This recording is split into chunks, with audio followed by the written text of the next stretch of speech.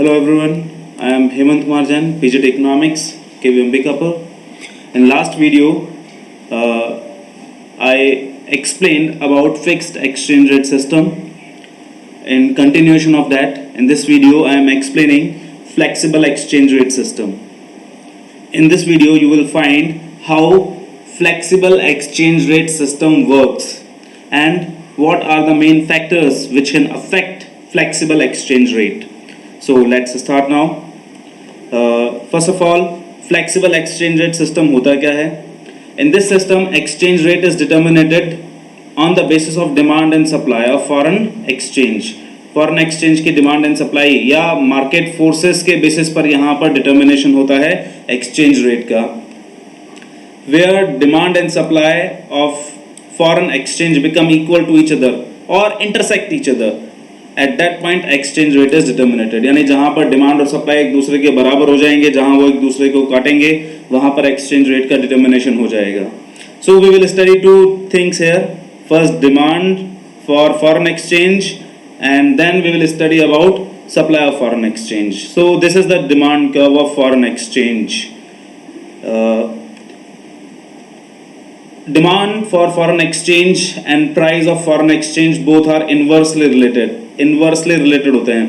जिस तरह price of a commodity and quantity demanded of that commodity both are inversely related होते हैं. Similarly यहाँ पर exchange rate and demand of demand of foreign exchange, ये दोनों इनवर्सली रिलेटेड होते हैं. It means at increasing foreign exchange supply for foreign exchange demand for foreign exchange reduces. यानी जैसे जैसे एक्सचेंज रेट बढ़ता जाएगा डिमांड फॉरेन एक्सचेंज की घटती जाएगी. In this diagram you can see that जब एक्सचेंज रेट R से बढ़कर R1 हो जाती है तो उसका रिजल्ट होता है कि डिमांड फॉर फॉरेन एक्सचेंज घट जाती है, OQ से घटकर OQ1 रह जाती है. So what are the main factors of demand for foreign exchange? Imports, हम इंपोर्ट करते हैं तो उनके पेमेंट्स के लिए हमें फॉरेन एक्सचेंज की रिक्वायरमेंट होती है. हमने किसी भी दूसरी कंट्री से कोई भी परचेसिंग की है तो हमें उसका पेमेंट करना पड़ेगा इन term of foreign currency. Repayment of loans, investment in abroad, donation, direct purchase by the tourist of our country in abroad. हमारे देश से जो लोग दूसरे देशों में घूमने जाते हैं या पढ़ने जाते हैं वो जो परचेसिंग करते हैं उसके लिए भी हमें फॉरेन एक्सचेंज की रिक्वायरमेंट होगी. Then supply of foreign exchange. अब हम बात कर रहे हैं यहाँ पर सप्लाई ऑफ फॉरेन एक्सचेंज की. So this is the supply curve of foreign exchange. You can see here that is positively sloped. It means exchange rate and the supply of foreign exchange both are positively related. Both are positively related. We can see here. यानी जैसे जैसे exchange rate बढ़ेगी उसका result होगा कि supply of foreign exchange भी बढ़ेगा. So now कौन कौन से फैक्टर्स होते हैं जो सप्लाई ऑफ फॉरेन एक्सचेंज को अफेक्ट कर सकते हैं? एक्सपोर्ट्स. अगर हमने एक्सपोर्ट किया है तो हमें पेमेंट मिलेगा, इससे हमें फॉरेन एक्सचेंज मिलेगा. रिकवरी ऑफ लोन्स, हमने जो लोन्स दिए थे अगर वो दोबारा हमें मिल जाते हैं, उनकी रिकवरी हो जाती है. देन फॉरेन इन्वेस्टमेंट, दूसरे देशों की कंपनियां हमारे देश में इन्वेस्टमेंट करती है, इससे हमें फॉरेन एक्सचेंज मिलता है. डायरेक्ट सेल, यानी जो बाहर से टूरिस्ट हमारी कंट्री में घूमने के लिए आते हैं वो. बोरोइंग्स, रेमिटेंस, यानी जो भारतीय लोग भारत से बाहर जाकर काम कर रहे हैं अपने घरों में जो पैसा भेजते हैं वो. Grants and donations. These are the factors और sources of foreign exchange, supply of foreign exchange. This is the diagram of determination of exchange rate. You can see here supply curve of foreign exchange and demand curve of foreign exchange both intersect each other at this point, E point. So this is the point of equilibrium. जहाँ दोनों curves एक दूसरे को intersect करते हैं उससे exchange rate का determination हो जाता है. जैसे यहाँ पर OR एक्सचेंज रेट डिटर्मिनेट हुई है and demand and supply of foreign exchange यहाँ पर OQ डिटरमाइन हुई है. तो इस तरह से यहाँ पर एक्सचेंज रेट का डिटर्मिनेशन हुआ है. सो इसके बाद अब हम पढ़ने वाले हैं कि now we will study about if demand or supply changes then how it will affect exchange rate. So we will study about four conditions: increase in demand for exchange, decrease in demand for exchange, increase in supply of exchange, decrease in supply of exchange. So we will continue this. We will discuss four conditions. Number one, increase in demand for foreign exchange. Number two, decrease in demand for foreign exchange. Then number three, increase in supply of foreign exchange. And number four, decrease in supply of foreign exchange. We will discuss all these four conditions here one by one. Number one, सबसे पहले हमारा increase in demand for foreign exchange. जैसा कि हमने अभी अभी देखा था कि फ्लेक्सिबल एक्सचेंज रेट सिस्टम में जो एक्सचेंज रेट का डिटर्मिनेशन होता है, यहां हमने लिया एक्सचेंज रेट, यहां लिया हमने demand for foreign exchange and supply of foreign exchange. तो एक्सचेंज रेट का जो डिटर्मिनेशन होता है वो वहां होता है जहां डिमांड कर और सप्लाई कर एक दूसरे को इंटरसेक्ट करते हैं. So this is demand curve for foreign exchange and this is supply curve of foreign exchange. ये दोनों एक दूसरे को जहां पर इंटरसेक्ट करते हैं ये हो गया हमारा इक्विलिब्रियम रेट ऑफ एक्सचेंज. यहां हमारी एक्सचेंज रेट डिसाइड हो गई and quantity supplied and demanded of foreign exchange decide हो गई. अब हम बोल रहे हैं, सिचुएशन ले रहे हैं increase in demand for foreign exchange. तो इस सिचुएशन में क्या होगा, जैसे सपोज करते हैं कि हमारे इंपोर्ट्स बढ़ जाते हैं, इंपोर्ट्स बढ़ जाते हैं, या फिर भारत से लोग ज़्यादा दूसरी कंट्रीज़ में टूरिज्म के लिए, स्टडी के लिए जाने लगते हैं, या भारतीय लोग ज़्यादा इन्वेस्टमेंट करने लगते हैं दूसरे कंट्रीज़ में. तो इसका इफेक्ट होगा कि हमें ज़्यादा फॉरेन करेंसी की आवश्यकता होगी और demand curve of foreign exchange shift होकर राइट हैंड साइड की तरफ मूव करेगा. इस सिचुएशन में क्या हुआ, हमारे पास यहाँ एक कंडीशन क्रिएट हो जाती है जिसमें डिमांड तो ज़्यादा है, डिमांड है OQ, demand for foreign exchange है OQ1 एंड सप्लाई उतनी ही रहती है जितने पहले थी, यानी OQ. तो इस सिचुएशन में QQ1 दिस अमाउंट, ये एक्सेस डिमांड जनरेट हो जाती है और इस एक्सेस डिमांड की वजह से अब फॉरेन करेंसी की प्राइस बढ़ना चालू हो जाता है, जिससे क्या होता है, सपोज करते हैं R से बढ़कर हो गई R1. तो इसका रिजल्ट क्या हुआ, इसका रिजल्ट हो जाता है कि यहाँ पर डिमांड घट गई लेकिन सप्लाई पहले की अपेक्षा बढ़ गई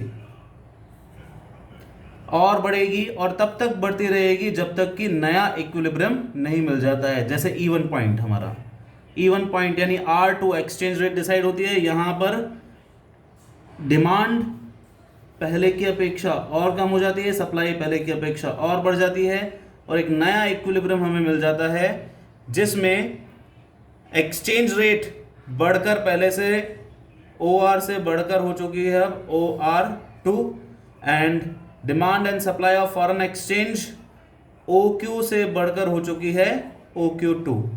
तो ये है हमारी पहली सिचुएशन. अब इसी तरह डिक्रीज इन डिमांड, सपोज करते हैं अब हमारे इंपोर्ट्स घट जाते हैं या फॉरेन कंट्रीज़ में इन्वेस्टमेंट हमें कम कर रहे हैं लोग, हमारे यहाँ से टूरिस्ट, हमारी कंट्री के लोग बाहर कम जा रहे हैं घूमने के लिए. तो इन सब का रिजल्ट होगा कि अब हमें पहले की अपेक्षा कम फॉरेन करेंसी की आवश्यकता होगी. तो इसका रिजल्ट क्या होगा कि जो हमारा डिमांड कर्व है फॉरेन एक्सचेंज का वो लेफ्ट हैंड साइड की तरफ शिफ्ट हो जाएगा. तो इसका रिजल्ट क्या हुआ कि पहले जो इक्विलिब्रियम ई पॉइंट पर हो रहा था, अब वो इक्विलिब्रियम डिस्टर्ब हो चुका है हमारा। डिमांड हमारी उतनी ही है जितनी पहले थी, लेकिन सप्लाई उतनी ही है जितनी पहले थी। Supply of foreign exchange OQ थी, अभी भी OQ है, लेकिन डिमांड फॉर फॉरेन एक्सचेंज ये अब हमारी घटकर हो चुकी है OQ1, जिसका रिजल्ट हुआ कि यहां पर ये Q1 क्वांटिटी में हमारे पास एक्सेस सप्लाई जनरेट हो जाती है। और एक्सेस सप्लाई की वजह से होता क्या है कि अब जिनके पास फॉरेन करेंसी है वो अपना स्टॉक क्लियर करने की कोशिश करते हैं, प्राइस कम होती है, धीरे धीरे प्राइस R से घटेगी, फॉरेन एक्सचेंज रेट घटना शुरू होगी, R1 होगी। इसका रिजल्ट होगा कि एक तरफ तो डिमांड हमारी एक्सपेंड होगी और दूसरी तरफ सप्लाई में हमारा कॉन्ट्रैक्शन आएगा। इस तरह फाइनली इक्विलिब्रियम जो होगा हमारा, हमें OR2 एक्सचेंज रेट पर मिल जाएगा और एक नई क्वांटिटी हमें मिल जाएगी OQ2। नया इक्विलिब्रियम पॉइंट मिल गया हमें E1। तो इस तरह से एक्सचेंज रेट का डिटर्मिनेशन होगा जब क्या होता है, डिमांड फॉर फॉरेन एक्सचेंज घट जाती है। तो अभी हमने देखा कि जब यहां पर डिमांड फॉर फॉरेन एक्सचेंज बढ़ी तो इसका रिजल्ट हुआ एक्सचेंज रेट भी बढ़ी थी हमारी, and demand and supply of foreign exchange भी बढ़ गई थी इस सिचुएशन में।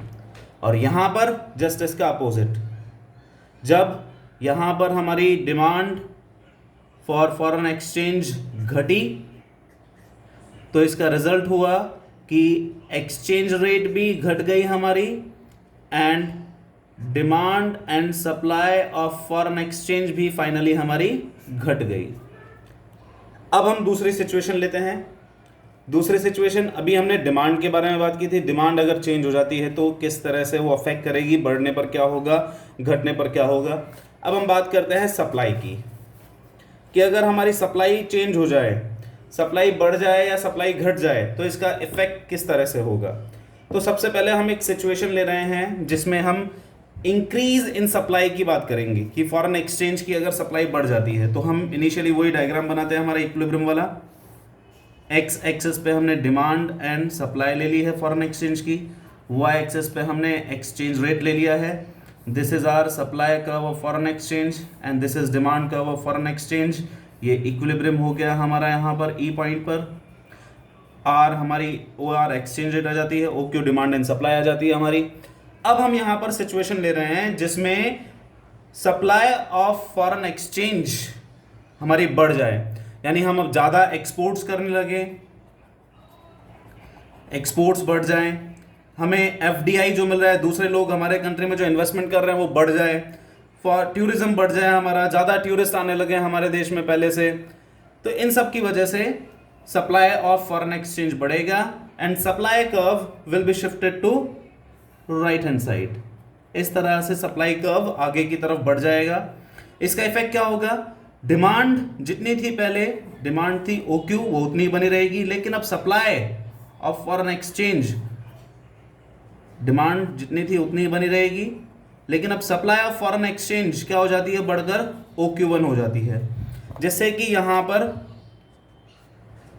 QQ1 ये हमारे पास एक्सेस सप्लाई जनरेट हो जाएगी, और इस एक्सेस सप्लाई की वजह से क्या होगा, इस एक्सेस सप्लाई की वजह से यहां पर अब एक्सचेंज रेट घटना चालू होगी। एक्सचेंज रेट धीरे धीरे घटेगी और जब तक घटती रहेगी जब तक कि हमें इक्विलिब्रियम नहीं मिल जाता है दोबारा, यानी नया सप्लाई कर्व जो है हमारा वो डिमांड कर्व को जहां पर काटेगा वहां पर हमें इक्विलिब्रियम मिल जाएगा। लेकिन ये एकदम से एक्सचेंज रेट OR से घटकर OR1 नहीं हो जाएगी कि एकदम से यहां से जंप करके यहां पर पहुंच गए, ऐसा नहीं होगा, धीरे धीरे कम होती जाएगी। बट फाइनली क्या होगा कि जहां पर supply curve of foreign exchange and demand curve of foreign exchange एक दूसरे को काट रहे होंगे, जैसे E1 पॉइंट पर वहाँ पर नया इक्विलिब्रियम मिल जाएगा। यहाँ पर डिमांड में कंटिन्यूसली एक्सपेंशन होता गया एंड सप्लाई में कंटिन्यूसली कॉन्ट्रैक्शन होता गया, और इस तरह से हमें नया इक्विलिब्रियम मिला। अब हम यहाँ पर एक दूसरी सिचुएशन की बात कर रहे हैं। दूसरी सिचुएशन कौन सी हमारी, जिसमें कि सप्लाई ऑफ फॉरेन एक्सचेंज हमारी घट जाती है। तो इनिशियल डायग्राम हम वही बना लेते हैं शुरू में।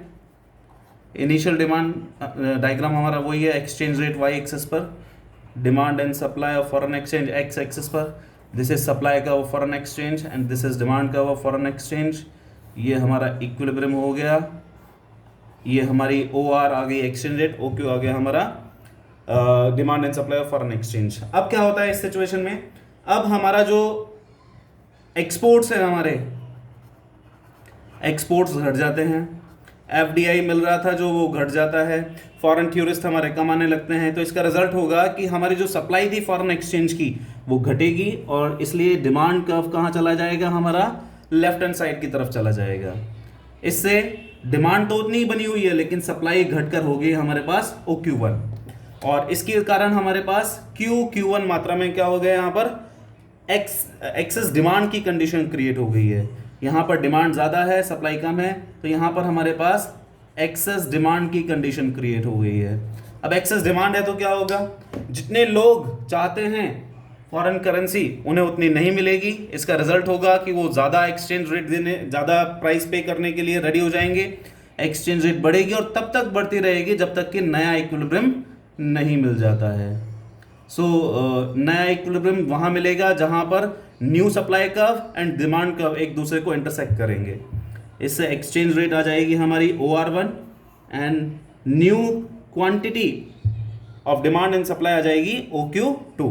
तो एकदम से OR से जंप करके OR1 नहीं हो जाएगा, ये धीरे धीरे बढ़ेगी और फाइनली इक्विलिब्रियम हमें E1 पॉइंट पर मिल जाएगा। तो यहाँ हम कंक्लूजन निकाल सकते हैं। क्या कंक्लूजन निकलेगा हमारा, कि जब हमारा सप्लाई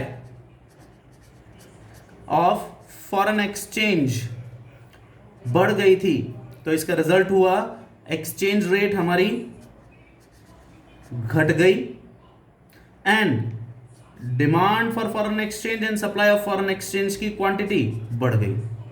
और इस सिचुएशन में जबकि डिक्रीज हुआ फॉरेन एक्सचेंज की सप्लाई, तो उस सिचुएशन में क्या हुआ, हमारे पास एक्सचेंज रेट जो है हमारी यहाँ पर बढ़ गई है and demand and supply of foreign exchange हमारे यहाँ पर पहले से घट गई है।